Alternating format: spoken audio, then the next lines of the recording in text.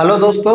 अब देखिए एलपीसी का जो फॉर्मेट होता है, भूमि सत्यापन प्रतिवेदन, कुछ इस तरह आपको दिखेगा।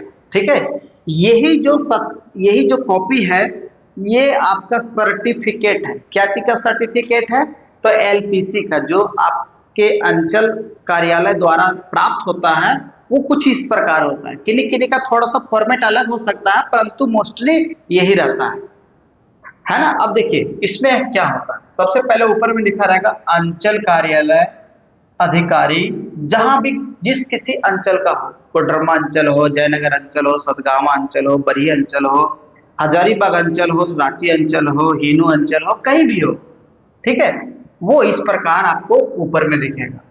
इसके बाद आपका ज्ञापन संख्या दिखेगा और दिनांक दिखेगा।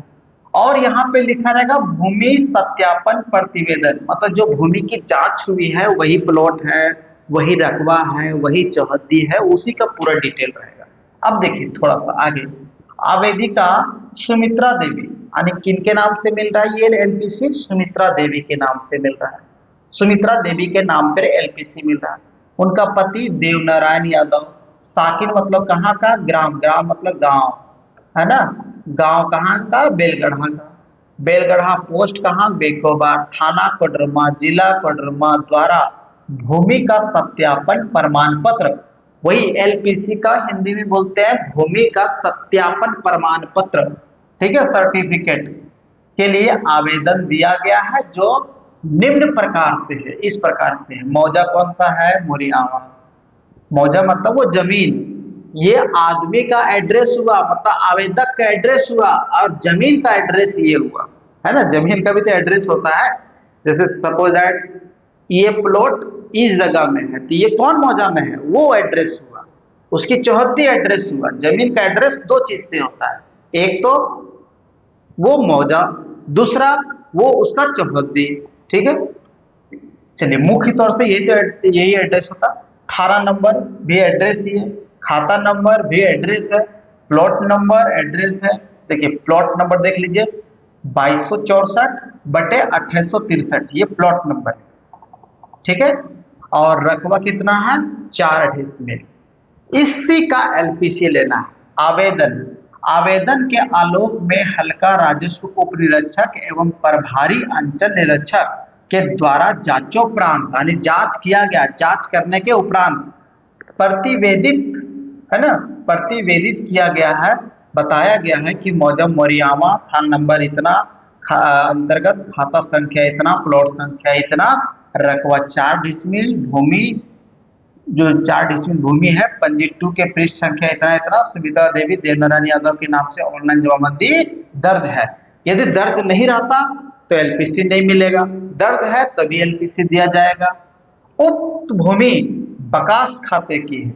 बकास्त खाता, खास माल खाता, रैतिक खाता, केसरहीन खाता, खतियान के बारे में आप लोग को एक दिन हम डिटेल से बताएंगे। वैसे बकास्त खाता वैसी खाता को कहा जाता है जो जमींदार से, जमींदार यानी राजा ट्रांसफर किया, पहले जमींदार को, जमींदार ट्रांसफर किया है किसान को, तो जो जमींदार डायरेक्टली ट्रांसफर हुआ है किसान को, ठीक है, वैसे खाता को हम लोग बकास्त खाता यानी बकास्त जमीन कहते हैं। तो बकास्त खाते की है, यानी ये कैसी भूमि है? बकास्त की है, कोई प्रॉब्लम नहीं है। अंतिम लगान रसीद 22-23 तक निर्गत है, इसमें भी कोई दिक्कत नहीं। पदाधिकार, प्राधिकार कॉलम में दाखिल खारिज इतना 2018-19 में दर्ज है, मतलब ये भी किन्हीं दूसरे से लिए थे तो दर्ज है, अपने नाम पे दर्ज हुआ है।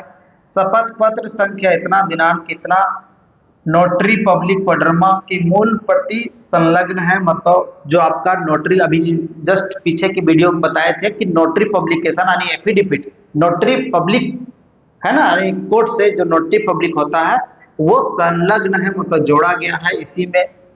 यद्यपि निबंधन के उपरांत भी Bihar tenant holding maintenance of record यानी एक्ट 1973 के अंतर्गत प्राप्त नामांतरण का अंचल अधिकारी के न्यायालय में सुरक्षित रहेगा।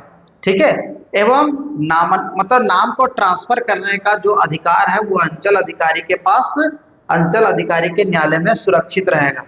और यहाँ पे आपका ये जो प्रभारी अंचल निरीक्षक है, ये आपका सीआई का कॉलम होता है, यानी सर्कल इंस्पेक्टर का। और ये होता है, ठीक है, ये अंचल अधिकारी मतलब सीओ, सर्कल ऑफिसर का जहाँ साइन होता है, उसके बाद यहाँ पे जो मुहर है ना, मुहर, अंचल अधिकारी का जो कार्यालय का मुहर होता है वो लगा के एक कॉपी आवेदक को और एक कॉपी ऑफिस में यानी कार्यालय में जमा होता है। और ये पूरा फॉर्मेट इस तरह बना होता है, तो जाके जब मुहर साइन लग जाता है तो जाके दिया जाता है आवेदक को।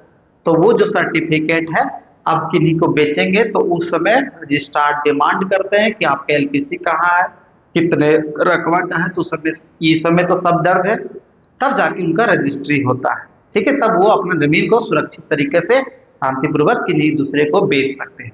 ये पूरा एलपीसी का फॉर्मेट आप लोग को बताया। ठीक है, ध्यान से समझिए, देखिए और लाइक कीजिए।